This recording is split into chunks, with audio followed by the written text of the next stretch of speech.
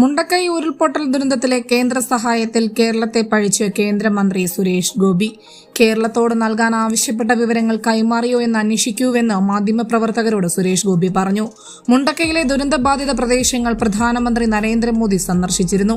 എന്നാൽ സന്ദർശനം നടത്തി ദിവസങ്ങൾ കഴിഞ്ഞിട്ടും കേന്ദ്രത്തിന്റെ ഒരു സഹായവും ഇതുവരെ പ്രഖ്യാപിച്ചിട്ടില്ല.